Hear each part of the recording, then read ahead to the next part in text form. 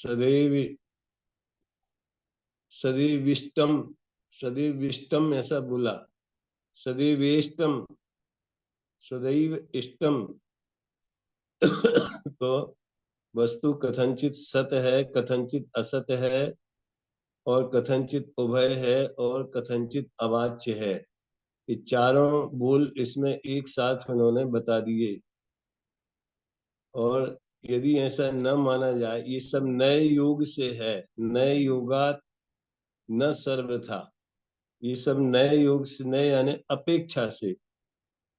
तो जैसे स्वद्रव्य क्षेत्र काल भाव की अपेक्षा सत है, परद्रव्य क्षेत्र काल भाव की अपेक्षा असत है, और उभय धर्म एक साथ रह सकते हैं, इसलिए उभय एकांत भी है, मतलब सम्यक एकांत, और अनुभव अवाच्य भी है कथनचित, क्योंकि उन्हें कह नहीं सकते।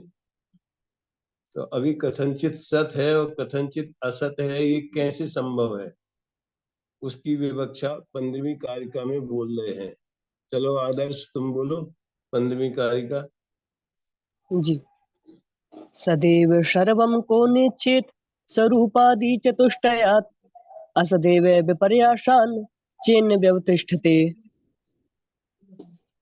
इसका मतलब? हाँ, तो यहाँ पे जो सप्तभंग के 7 भंग चल रहे हैं, उनमें से प्रथम 2 का निरूपण यहाँ पे कर रहे हैं, और उन्होंने कहा कि स्यात् अस्ति और स्यात् नास्ति, इन दोनों के बारे में विवक्षा दे रहे हैं, और कहा कि स्यात् अस्ति, प्रत्येक जो वस्तु है वह अपने स्व द्रव्य क्षेत्र काल भाव की अपेक्षा सत है, इसलिए वह अस्थि रूप में है। और कहा कि पर द्रव्य क्षेत्र काल भाव की अपेक्षा असत है, इसलिए वह स्यात् नास्ति, कथनचित नास्ति रूप में है। हाँ चलो, ये भी हो गया था। अपन को तो केवल इस दृष्टि से ये देखना था कि किस कारिका में क्या विषय वस्तु है और क्यों आई है। और इसी तरह जैसे अभी 15वीं कारिका में 2 भंगों का वर्णन किया। भंग माने भी कथन भी होता है, भंग यानी भेद भी होता है। 2 भंगों का कथन किया कि स्वद्रव्य क्षेत्र काल भाव से अस्ति स्वरूप आदि चतुष्टयात्, स्वद्रव्य क्षेत्र काल भाव से अस्ति और परद्रव्य क्षेत्र काल भाव से नास्ति। अभी इसी प्रकार शेष भंग भी इसमें आयोजित हो सकते हैं। तो ये भी पढ़ो भैया, कौन है ऋषभ, तुम ही पढ़ो 16वीं कारिका।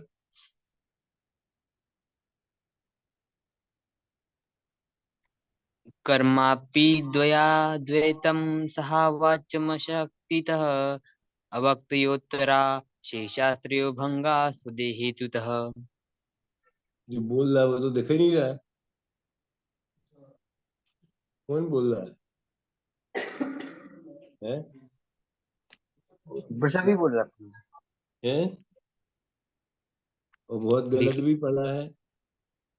इधर से पढ़ो। अच्छा, ये विशाल जिस पे लिखा है उसका तो अभी तो कुछ और लिखा था। ये विशाल जिस पंडित पे जी। लिखा है वो कौन है? मुझे पंडित जी को छीनी नहीं है जनवाड़ी से। सुनी नहीं है? दूर से पढ़ लो। चलो, अमन, अमन कौन है? पढ़ो।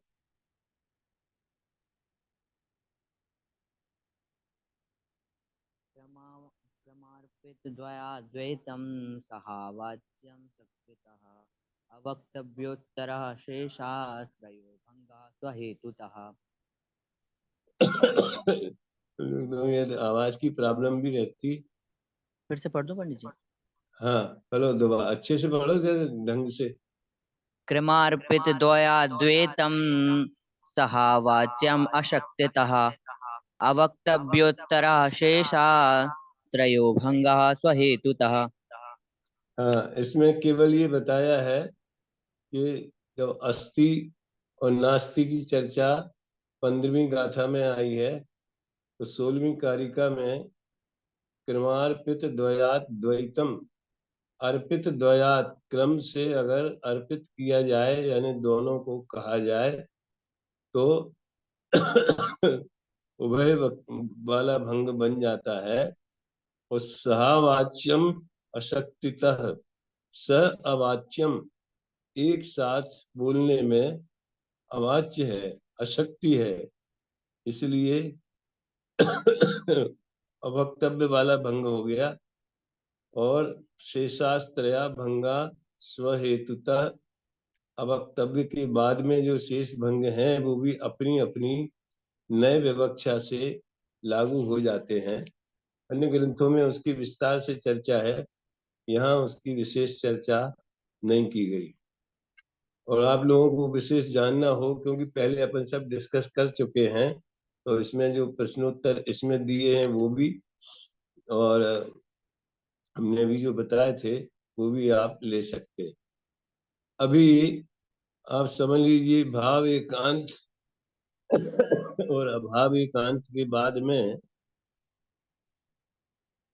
ब्रह्म अद्वैतवादियों की तरफ से 17वीं कारिका आई है। वो कहते हैं वास्तव में तो वस्तु का अस्तित्व ही है, नास्तित्व कथन तो पराश्रित है। वो वस्तु का स्वरूप कैसे हो सकता है, इसका मतलब कुछ समझे आप लोग? नास्तित्व कथन पराश्रित है माने क्या है, कोई बता सकता है?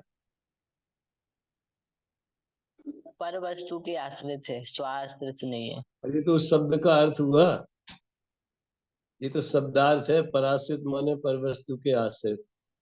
पहले नास्ति का कथन करो, तो बिना पर का उल्लेख किए बिना आप नास्तिक कह नहीं सकते। क्या स्व अस्तित्व का वर्णन करना तो स्वाश्रित है, क्योंकि वस्तु स्वद्रव्य क्षेत्र काल भाव रूप से है, ठीक है, और परद्रव्य क्षेत्र काल भाव रूप से नहीं है। तो नहीं कहने में परद्रव्य क्षेत्र काल भाव की चर्चा आई कि नहीं आई? जैसे जीव का अस्तित्व तो चेतना में है, और नास्तित्व बताना हो तो पर का नाम बताना पड़ेगा कि नहीं बताना पड़ेगा? है किसका? शरीर का। और अध्यात्म में लें तो राग आदि का। तो पर में नास्तित्व है, आत्मा का स्व में अस्तित्व है और पर में नास्तित्व है। तो वो कथन पराश्रित होता है। तो इसलिए वो कह रहे हैं नास्तित्व भंग पराश्रित होने से वो वस्तु का स्वरूप नहीं है। ये सामने वाला कह रहा है। जो समझ लो, भाव एकांत वाले भी ऐसा कह सकते हैं और ब्रह्म अद्वैतवादी वाले भी ऐसा कह सकते हैं। जो ब्रह्म अद्वैत वाले कहते हैं ना कि जो कुछ है सब ब्रह्म ही है और इसके अलावा और कुछ नहीं है। तो इस तरह से इसका बड़ा सुंदर मैं एक उदाहरण पहले देता हूँ, फिर इस कारिका की बात बताऊंगा कि नास्तित्व का कथन पराश्रित है। नास्तित्व धर्म तो वस्तु में ही रहता है, वो वस्तु का ही धर्म है। आप लोग इसे थोड़ा सा हिंट भी लिख भी सकते हैं कि विदेश मंत्री का उदाहरण। भारत के विदेश मंत्री कौन है? सुब्रमण्यम जयशंकर। सुब्रमण्यम क्या बात, जयशंकर। तुमने तो पूरा नाम बता दिया यार। हमें तो अकेला एस जयशंकर ही याद था। तो वो विदेश के हैं कि भारत के? भारत के हैं भारत लेकिन के। विदेश के लिए काम करते हैं। विदेश हम्म। भारत के ही हैं।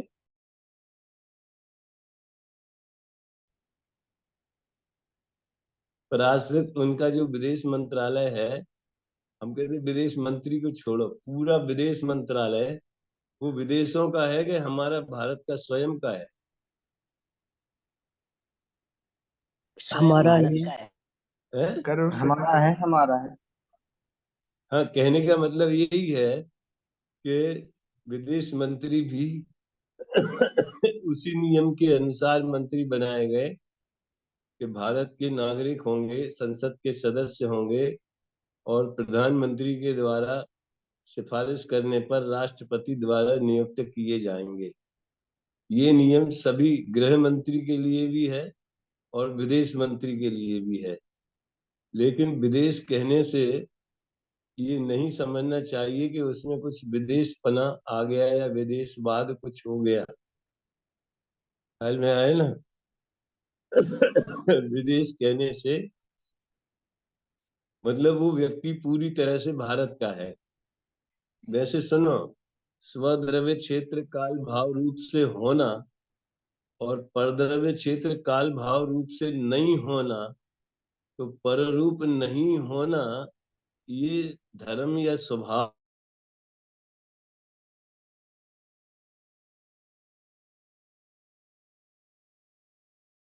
आवाज नहीं आ रही पंडित जी आपकी। पंडित जी आवाज नहीं।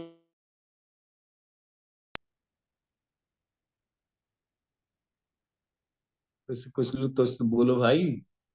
हाँ अब आ रही है पंडित जी आपकी आवाज। आवाज नहीं आ रही बहुत। तो कितनी देर से नहीं आ रही थी? जस्ट 10-20 सेकंड पहले। मैं अपने चैतन्य लक्षण में रहता हूँ। ये अस्तित्व तो मेरे ही आधारित है, लेकिन मैं शरीर में नहीं रहता। ये स्वभाव मेरा है कि शरीर का है? मेरा ही स्वभाव है। मेरा ही। बस बस यही बात है। तो इस उत्तर से ये ब्रह्म अद्वैतवादियों का खंडन हो जाता है। वो ये कहते हैं कि नास्ति में तो पर की अपेक्षा आती है। एक बात समझ लो, पर की अपेक्षा कथन करना अलग बात है और पराश्रित होना अलग बात है। क्या कहा? पराश्रित होने में तो पर का आधार हो जाता है, हम उसके ऊपर आधारित हो जाते हैं। वो समझ लो वो हमारे लिए एक सहारा हो जाता है। जैसे अगर किसी का घर समझ लीजिए पोस्ट ऑफिस के सामने है, और वो अपने लोगों को अपने घर का एड्रेस देता है कि मेरा घर पोस्ट ऑफिस के सामने है, तो क्या उसका घर पोस्ट ऑफिस के आश्रित हो गया क्या? कि पोस्ट ऑफिस वालों को किराया देता है, कि को पोस्ट ऑफिस वाले उसे कुछ कहते हैं कि क्या है? वो तो है तो है। तो पर की अपेक्षा कथन करने में पराश्रितता नहीं आती, मात्र समझाने के लिए पर की अपेक्षा ली जाती है। तो नास्तित्व धर्म को भी समझाने के लिए पर की अपेक्षा है। जैसे अस्तित्व है, नित्य है, अनित्य है, एक है, अनेक है, वैसे और सब वस्तु के ही स्वयं के आधार से हैं, वैसे नास्तित्व धर्म भी स्वयं के ही आधार से है। ठीक बात है। अभी ये मैं पढ़ता हूँ, तो आप सब लोग दोहरा सकेंगे तो ठीक है, नहीं तो देखो कोई एक ये अभी अभी रिपीट करेगा, आप लोग सब ध्यान से सुनना। अस्तित्वं प्रतिषेध्येन विना भाव्येक धर्मिणी। अस्तित्वं प्रसीदेन विना भव्येक धर्मिणी। आया नहीं? अस्तित्वं प्रतिषेध्येन विना भाव्येक, इसको तोड़ लो। समझने के लिए तोड़ना चाहिए, और पढ़ने के लिए फिर अखंड पढ़ना चाहिए।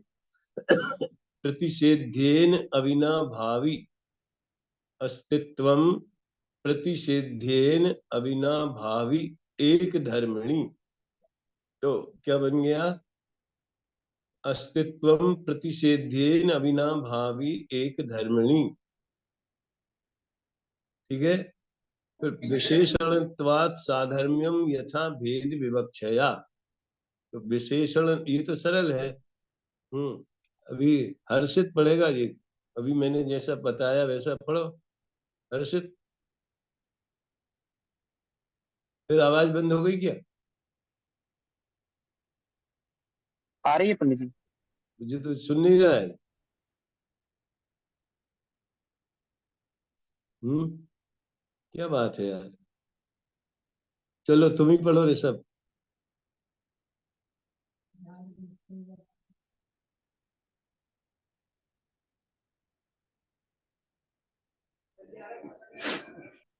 अरे पढ़ो भाई।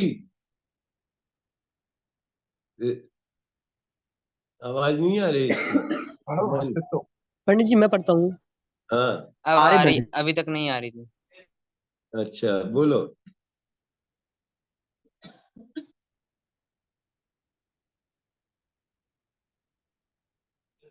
अब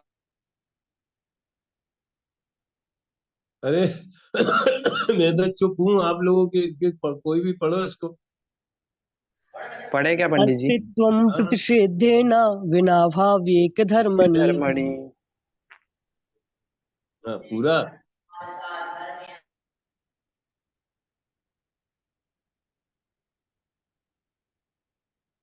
क्या चक्कर है ये?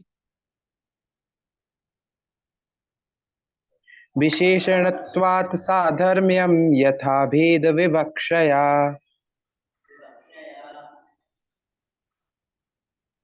चलो शुद्ध पढ़ने का अभ्यास करना। ये बहुत सुंदर ये अ, गाथा है ये। अस्तित्व भी एक धर्मी में, पहले को एक धर्मिणी, यानी एक धर्मी में। धर्मी तो समझते हो किसे कहते हैं? ये लोग दुनिया में अपन जैसे धर्मात्मा कहते हैं, धर्मी है, उसकी बात नहीं है। वस्तु को धर्मी भी कहते हैं क्योंकि वो अनंत धर्मों का आधार है, इसलिए उसे धर्मी कहते हैं। तो एक धर्मी में अस्तित्वम अविनाभावी प्रतिषेध्येन अविनाभावी, प्रतिषेध के साथ में अविनाभावी रहता है। यानी अस्तित्व है तो नास्तित्व जरूर होगा, ये है। जिस चीज का अस्तित्व है तो उसके विरुद्ध दूसरी चीज का नास्तित्व होना ही चाहिए। ये तो अपन पहले भी चर्चा करे आए हैं, दूध और पानी में और इसमें उसमें दुनिया भर के उदाहरणों में। कि जैसे कि मान लीजिए अगर मैं यहाँ पर इस समय देवलाली में हूँ, तो अन्यत्र अनंत गांवों में मेरा नास्तित्व होगा ही, ये इसको कहने की जरूरत भी नहीं है।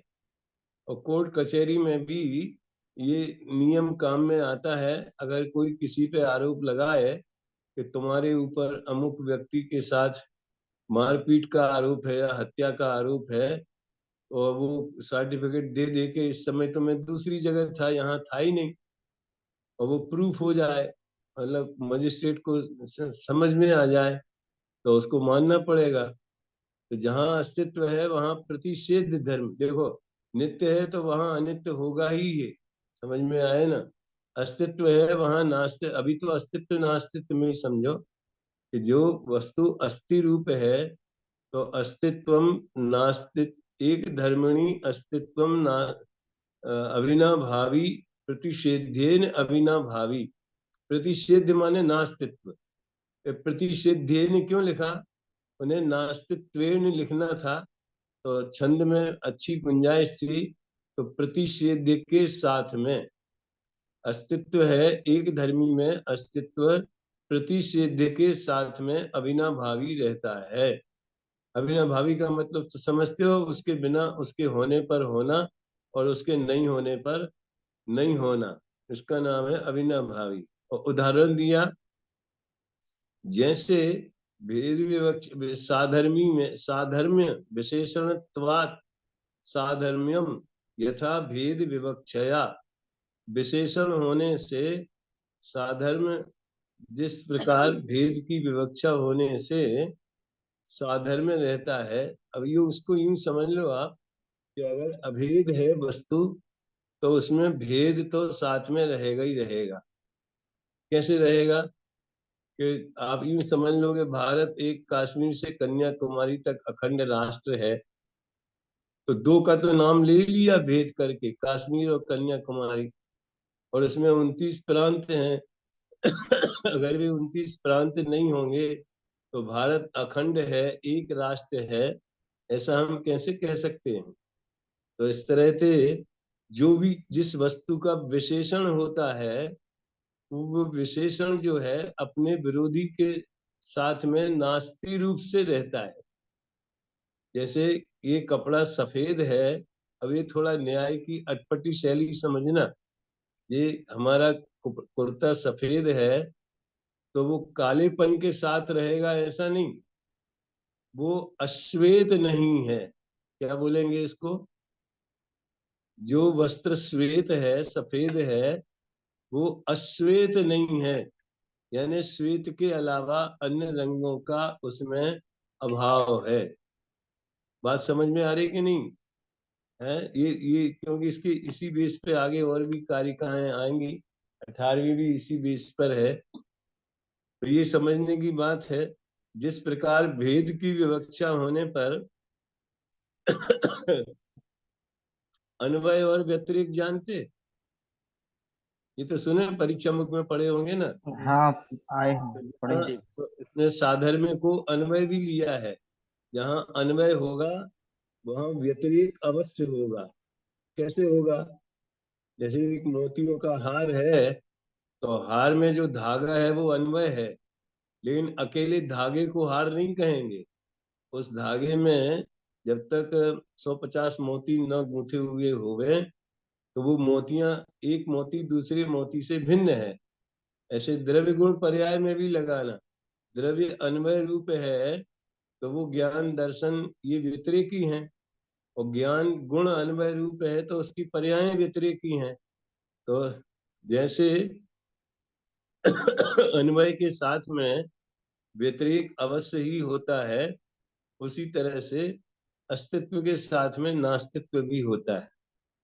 इसमें एक बहुत सुंदर उदाहरण है भावार्थ में, वो बड़े काम का है, कि जो हेतु है वो अहेतु भी होता है।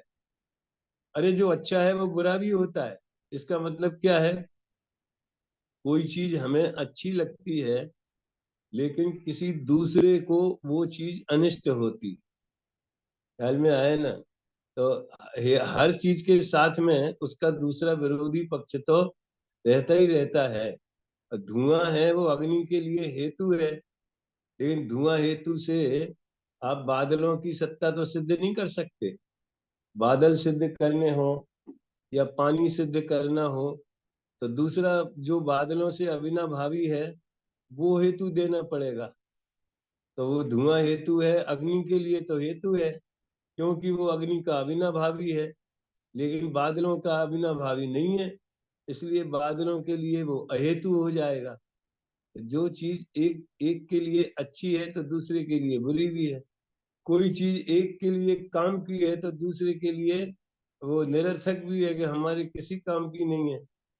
ये इसमें खाली इतनी बताना है, इस नियम के अनुसार, कि अस्तित्व के बिना नास्तित्व नहीं होता, और नास्तित्व के बिना अस्तित्व नहीं होता। अभी 18वीं कार्य का भी पढ़ लो, बिल्कुल इसी का विरोधी है इसमें। कौन पढ़ेगा? जिसने पढ़ी हो अभी दूसरा कब पढ़े कोई? हाँ पढ़ो, ऋतिक। जी पंडित जी। अस्तित्वं प्रतिषिद्धेन विना वा वैकधर्मणि विशेषणत्वाद् साधर्म्यं यथा वेद विवक्षया। कौन सी पढ़ी, 17वीं की 18वीं? सत्रहवीं। अब 18वीं पढ़ो। नास्तित्वं प्रतिषिद्धेन विना भावैकधर्मणि विशेषणत्वाद् द्वैधर्म्यं यथा भेद विवक्षया। तो दूसरा जो है वो बिल्कुल विपरीत है। दूसरा जो दूसरी पंक्ति है पिछली पंक्ति से विरुद्ध है वो, क्योंकि वहां अस्तित्व की बात थी तो यहाँ नास्तित्व की बात है। नास्तित्वम प्रतिषेध्येन अविनाभावी, एक धर्मणि नास्तित्व के साथ में अविनाभावी रूप से प्रतिषेध के साथ में रहती है। तो अस्तित्व का विरुद्ध नास्तित्व है, तो नास्तित्व का विरुद्ध क्या होगा? अस्तित्व। हाँ, नास्तित्व का विरुद्ध अस्तित्व होगा। यहाँ उन्होंने नास्तित्व को आधार बनाया है। तो जैसे पहले कहा था, अस्तित्व के साथ नास्तित्व अविनाभावी रूप से रहता है, उसी तरह नास्तित्व के साथ अविनाभावी अस्तित्व भी अविनाभावी रूप से रहता है। ये जरा न्याय के सिद्धांत हैं, और भाषा बिल्कुल न्याय की है, लेकिन अपने दैनिक जीवन में इनका बहुत प्रयोग होता है। जैसे कि हमसे कोई, अगर आप बंबई से फोन करे और पूछे कि आप बंबई में हो क्या, तो हम कहें नहीं, हम बंबई में नहीं है। तो कहाँ हो? तो हम कहीं नहीं है ये कह सकते हैं? कि जहाँ है वहां का तो नाम बताना पड़ेगा ना। तो मान लो बंबई में नहीं है, दिल्ली में नहीं है, भोपाल में नहीं है, लेकिन देवलाली में तो है। तो नास्तित्व जो है अस्तित्व के साथ अविनाभावी रूप से रहता है। और विशेषणत्वात् वैधर्म्यम, उधर साधर्म्य लिखा था, इधर वैधर्म्य लिखा है।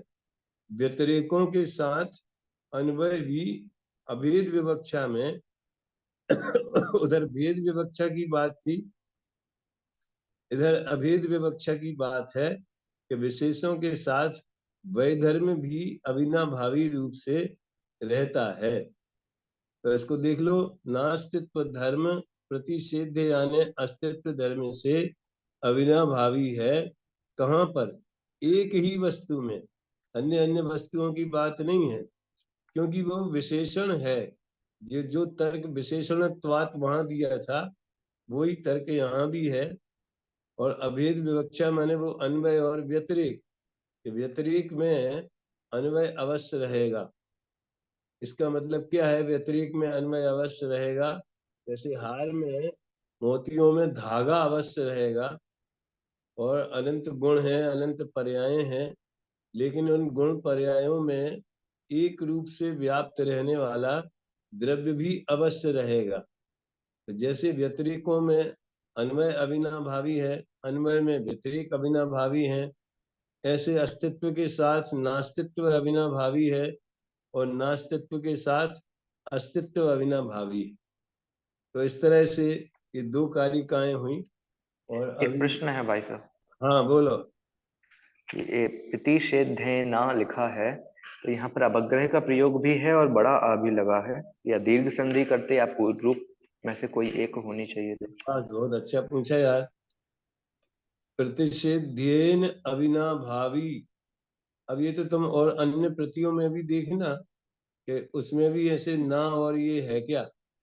ये कोई संस्कृत के विशेषज्ञ बता सकते हैं कि इसमें ये दीर्घ भी है और विसर्ग भी, अवग्रह भी है, ये क्यों है। ये मैं नहीं कुछ कह सकता इस मामले में। जी हो भाई साहब। सकता है प्रिंटिंग की बात हो, और नहीं तो सही भी होगा तो नहीं, पीछे भी ऐसा ही लिखा हुआ है क्योंकि हाँ पीछे भी ऐसे ही लिखा हुआ है। सही बात। देख लेंगे, अगली दूसरी कृति में देखेंगे। चलो, अभी तो थोड़ा मुझे दिक्कत है, इसलिए मैं अभी समाप्त करता हूँ। लेकिन आप लोग जो है ना, अब अभी जो मेरे इसमें तो आ रहा है रिकॉर्डिंग तो चालू है, इसमें मुझे दिख रहा है। तो हाँ हमारे चालू में है। थोड़ी रिकॉर्डिंग हो रही होगी, आपके में हो रही होगी। किसके में हो रही है? मेरे में। व्हाट्सएप के पास हो रही है भाई साहब। अच्छा अच्छा। होस्ट के पास। तो बाकी 2 दिन नहीं हुई क्या रिकॉर्डिंग? नहीं, मतलब हो गई हो गई। एक जो हमें सुबह दिखी थी वो कल की थी क्या? अभी 3 बजे डाली, 1-2 बजे। अच्छा अच्छा। हाँ। चलो ठीक है, फिर इसको आप अन्य कार्यकाएं भी देख लेना, कल विशेष रूप से अपन चर्चा करेंगे। अभी बंद करते। जय चलो। जय पंडित। जय जयंत पंडित जी। हाँ जय वो जय बोलो। पंडित जी। जय जय पंडित जी। परस्तत्वम् बोला था। शक्ति एकांतमयि अनेकांतमयित्वमेव प्रकाशताम्। बोलिए द्वादशांग जन्मांग। अरे माता की जय।